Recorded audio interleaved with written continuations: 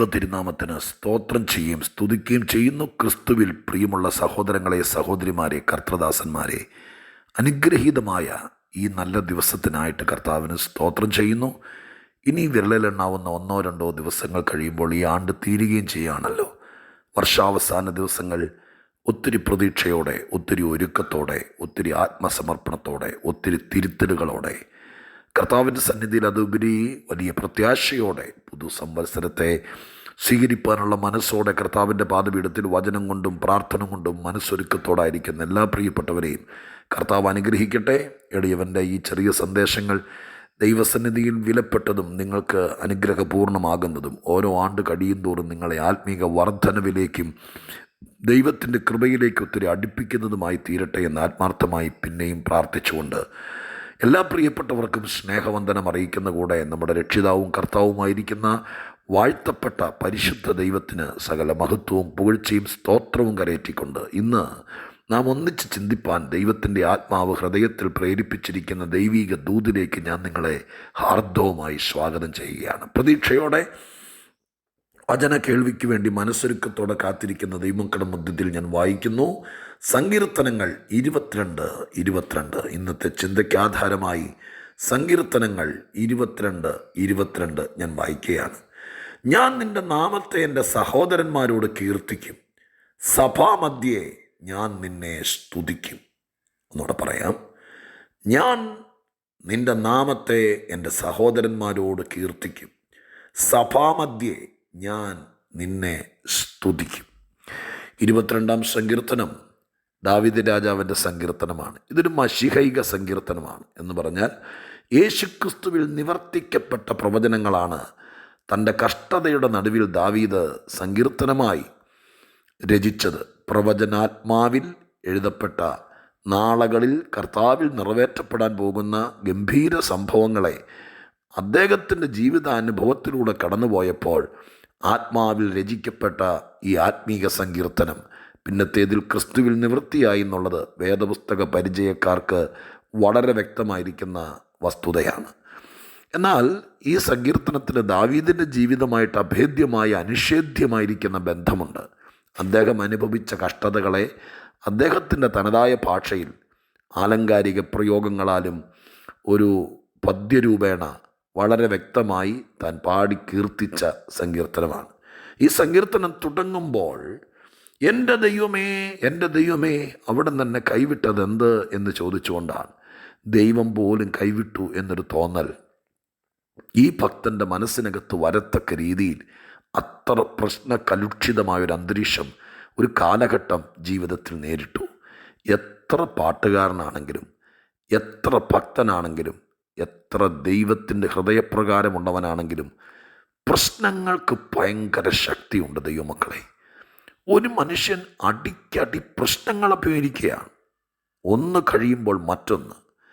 ഇല്ലാത്ത പ്രതിസന്ധികൾ, ചെയ്യാത്ത കുറ്റങ്ങൾ ആരോപിക്കപ്പെടുക, തെറ്റിദ്ധരിക്കപ്പെടുക, ഒട്ടും പ്രതീക്ഷിക്കാത്തവർ ശത്രുക്കളെ പോലെ ആകുക, അവർ നമ്മളെ കൊല്ലാൻ ഒരുങ്ങുക, അവർ മനസ്സ് തകർക്കുന്ന വാക്കുകൾ പറയുക, മറ്റുള്ളവരെ കൂട്ടുപിടിച്ച് നമ്മുടെ ശത്രുക്കളാക്കുക. ഇങ്ങനെ ഒന്നിനു പുറകെ ഒന്നായിട്ട് പ്രശ്നങ്ങൾ നേരിടുമ്പോൾ ദൈവാലയത്തിൽ വസിക്കുന്നവനാണെങ്കിൽ പോലും, ദൈവത്തിൻ്റെ ഹൃദയപ്രകാരമുള്ളവനാണെങ്കിൽ പോലും, 1000 പാട്ടുകൾ ദൈവത്തിൻ്റെ നന്മകളെ വർണ്ണിച്ചെഴുതിയവനാണെങ്കിൽ പോലും, അത് ആയിരക്കണക്കിന് ആളുകളുടെ നടുവിൽ പാടി പുകഴ്ത്തിയവനാണെങ്കിൽ പോലും, പ്രശ്നങ്ങൾ അഭിമുഖീകരിക്കുന്ന കാലഘട്ടം ഒരു വല്ലാത്ത കാലഘട്ടം. ദൈവമക്കളെ, പ്രതിസന്ധികൾ അഭിമുഖീകരിച്ചവരെ ഇന്ന് ഞാൻ ഓർക്കുകയാണ്. ഈ വർഷാവസാന ദിവസങ്ങളിൽ 2023 അതിനു മുമ്പുള്ള നാളുകളിലോ ചില കാലം ഭയങ്കര കഷ്ടത്തിലൂടെ, നിവരാൻ കഴിയാത്ത ഭാരത്തിലൂടെ, എല്ലാവരാലും തെറ്റിദ്ധരിക്കപ്പെട്ടവരായി, നീതി നിഷേധിക്കപ്പെട്ടവരായി, ഒരിടത്ത് ചെന്നിട്ടും ഒരു വിധത്തിലും പിടിച്ചു നിൽക്കാൻ പറ്റാത്തവരായി, പ്രാർത്ഥിച്ചിട്ട് പോലും ഫലിക്കുന്നില്ല എന്ന് തോന്നിയ വേളയിൽ അറിയാതെ നെഞ്ചത്തടിച്ച് പറഞ്ഞു പോയിട്ടുണ്ട്, ദൈവം പോലും കൈവിട്ടോ, അങ്ങേക്ക് പോലും എന്നെ വേണ്ടേ? എൻ്റെ പ്രിയപ്പെട്ടവരെ, അങ്ങനെ ഇന്നലകളിൽ പറഞ്ഞ പലരെ കൊണ്ടും ദൈവം തിരുത്തിച്ചിട്ടുണ്ട്. ഇന്ന് ഈ ആണ്ടിൽ അവസാന ദിവസങ്ങളിൽ നിങ്ങൾ ഈ 22-ാം സങ്കീർത്തനക്കാരൻ്റെ പശ്ചാത്തലം പോലെ നിയന്ത്രിക്കാൻ കഴിയാത്ത പറഞ്ഞ് ഫലിപ്പിക്കാൻ കഴിയാത്ത, പിടിച്ചു നിൽക്കാൻ കഴിയാത്ത അത്രയ്ക്ക് ക്രൂരത്വമായിരിക്കുന്ന വേദനയിലൂടെ കടന്നു പോകുന്നവരാണോ നിങ്ങൾ? ഈ ആണ്ടിലും പിടിച്ചു നിന്നല്ലോ. തളരരുത്, പതറരുത്. ഞാൻ ഈ സങ്കീർത്തനത്തിലെ 22 വാക്യം വായിച്ചതിൻ്റെ രഹസ്യം പറയാൻ പോവുക. ശ്രദ്ധിച്ചു കേൾക്കുക. നിങ്ങളുടെ നന്മയ്ക്ക് അത് ഉതകട്ടെ എന്ന് പ്രാർത്ഥിച്ചുകൊണ്ട് ഈ സങ്കീർത്തനം ദൈവം കൈവിട്ടു, പ്രാർത്ഥന പോലും കേൾക്കുന്നില്ല, ഉത്തരമരുളുന്നില്ല, രാവും പകലും ഞാൻ നിലവിളിച്ചു, എന്നോട് മാത്രം മിണ്ടുന്നില്ല എന്നൊക്കെയുള്ള പരിഭവം കൊണ്ടാണ് ആരംഭിച്ചത്. പക്ഷേ 22 വാക്യത്തിലേക്ക് എത്തിയപ്പോഴേക്കും ഈ സങ്കീർത്തനം തീർന്നൊന്നുമില്ല കേട്ടോ. സങ്കീർത്തനത്തിൻ്റെ പകുതിയിലേക്ക് എത്തിയുള്ളൂ. 31 വാക്യങ്ങളോടെ സങ്കീർത്തനത്തിൻ്റെ പകുതി പിന്നിട്ടു. പകുതി പിന്നിട്ട് കഴിഞ്ഞപ്പോൾ അദ്ദേഹം ഒരു കാര്യം പറയുക: എൻ്റെ ദൈവമേ, എൻ്റെ ദൈവമേ, എന്നെ കൈവിട്ടതെന്ത്, എൻ്റെ പ്രാർത്ഥന കേൾക്കാത്തതെന്ത്, എൻ്റെ നിലവിളിച്ചിട്ട് ഉത്തരം തരാത്തതെന്ത് എന്ന് ചോദിച്ച് ഭയങ്കര പ്രശ്നങ്ങൾ ചുറ്റി വളഞ്ഞിരിക്കുക. കാട്ടുപോത്തും നായ്ക്കളും സിംഹങ്ങളും എല്ലാം, അലറുന്ന സിംഹവും കാളകളും എല്ലാം വളഞ്ഞ് ചുറ്റിയിരിക്കുക. അത്രയ്ക്ക് പ്രയാസം. ഇത് അക്ഷരീകമല്ല, ഓരോ കൂട്ടരെ ആലങ്കാരികമായിട്ട് അവതരിപ്പിക്കുക. അത്ര ശക്തമായിരിക്കുന്ന പല സംഘങ്ങൾ ഒന്നിച്ച് ചേർന്ന് ഒരൊറ്റയാനായിരിക്കുന്ന മനുഷ്യനെ വളഞ്ഞിട്ട് ഉപദ്രവിക്കുന്ന, വളഞ്ഞിട്ട് ആക്രമിക്കുന്ന ഒരു പ്രത്യേക സാഹചര്യത്തിന് നടുവിലൂടെ കടന്നുപോയി ഈ മനുഷ്യൻ 22 വാക്യത്തിലേക്ക് വന്നപ്പോൾ പറയുക: ഇനി ഞാൻ ദൈവത്തിൻ്റെ നാമം ഒരിക്കലും ഓർക്കുകയില്ല, ഇനി ഞാൻ ദൈവത്തെക്കുറിച്ച് ആരോടും പറയുകയില്ല, ഇനി എൻ്റെ വാ കൊണ്ട് ദൈവത്തെ സ്തുതിക്കുകയില്ലെന്നല്ലല്ലോ പറഞ്ഞത്. പിന്നെ എന്താ പറഞ്ഞത്? 22 വാക്യത്തിൽ പറയുന്നു: എൻ്റെ സഹോദരന്മാരോട് എൻ്റെ ദൈവത്തിൻ്റെ നാമം കീർത്തിക്കും, സഭാമധ്യത്തിൽ ഞാൻ അങ്ങയെ സ്തുതിക്കും. നിങ്ങൾ ആ വാക്ക് കേട്ടെ, സഭാമധ്യത്തിൽ സ്തുതിക്കും എന്ന് പറഞ്ഞാൽ മനസ്സിലായോ? സഭാമധ്യത്തിൽ എല്ലാവരുടെയും നടുവിൽ തകർന്നവനായി, എനിക്ക് പിടിച്ചു നിൽക്കാൻ കഴിയുന്നില്ല, എൻ്റെ വീട്ടിലൊരു പ്രാർത്ഥന വയ്ക്കാമോ? ഈ ആണ്ടുകൾ കഴിഞ്ഞുകൂടാ, നിവൃത്തിയില്ല. എല്ലാവരും കടം മേടിച്ചവർ, ബുദ്ധിമുട്ടി അനുഭവിക്കുന്ന സമയത്ത് സഹായിച്ചവരൊക്കെ ഇപ്പോൾ തിരിച്ചു ചോദിക്കുന്നു: എനിക്ക് നിവൃത്തിയില്ല, എന്നെ എല്ലാവരും കൂടി വളയുക എന്ന് പറഞ്ഞ് ഭാരപ്പെട്ട് നിൽക്കുന്ന നിങ്ങളോട് ജീവിതം മുഴുവൻ ഇങ്ങനെ ആയിരിക്കും. എല്ലാവരും കൂടി വളഞ്ഞിട്ട് നിങ്ങളെ ആക്രമിച്ചില്ലാതെയാക്കും എന്നൊന്നും നിങ്ങൾ കരുതരുത് കേട്ടോ. സ്വർഗത്തിലെ ദൈവം ഇനി 2-3 ദിവസത്തോടെ കഴിയുമ്പോൾ ഈ ആണ്ട് തീരുമല്ലോ. ഞാൻ ഈ സന്ദേശം നിങ്ങളുടെ അടുത്ത വർഷത്തെ ആരംഭ മാസങ്ങളിലേക്കായി തരാം. അടുത്ത വർഷം തുടങ്ങുമ്പോഴേക്കും നിങ്ങൾ സഭാമധ്യത്തിൽ ചില സമയം ചോദിച്ചു വാങ്ങിക്കും. നിങ്ങൾക്ക് അങ്ങനെ ഒരു സഭയുണ്ടോ ഇല്ലയോ എന്ന് ആർക്കറിയാം? സഭയെക്കുറിച്ച് നിങ്ങൾ നന്നായിട്ട് അറിയണം. നിങ്ങൾ സഭയ്ക്കകത്തെ ഒരാളായിരിക്കണം. നിങ്ങൾക്ക് ദൈവത്തെക്കുറിച്ച് സാക്ഷിക്കാൻ, നിങ്ങൾക്ക് ദൈവം ചെയ്ത നന്മകളെ പ്രകീർത്തിപ്പാൻ, നിങ്ങൾ സഭ വീണ്ടെടുക്കപ്പെട്ട, നിങ്ങൾക്ക് വേണ്ടി പ്രാർത്ഥിച്ച, നിങ്ങളെ ചേർത്ത് നിർത്തിയ, നിങ്ങളുടെ കഷ്ടകാലത്ത് നിങ്ങൾക്ക് വേണ്ടി വാക്കുകളും വചനങ്ങളും തന്ന, നിങ്ങളെ ചേർത്ത് പിടിച്ച ദൈവത്തിൻ്റെ സഭ, ആ സഭയ്ക്കകത്ത് എല്ലാ ആഴ്ചയിലും നിങ്ങളുടെ കണ്ണുനീര് വീണതായിരിക്കും. നിങ്ങൾ നിലവിളിച്ചുകൊണ്ട് എന്നെ കൂടി ഓർക്കണമേ എന്ന് പറഞ്ഞതായിരിക്കും.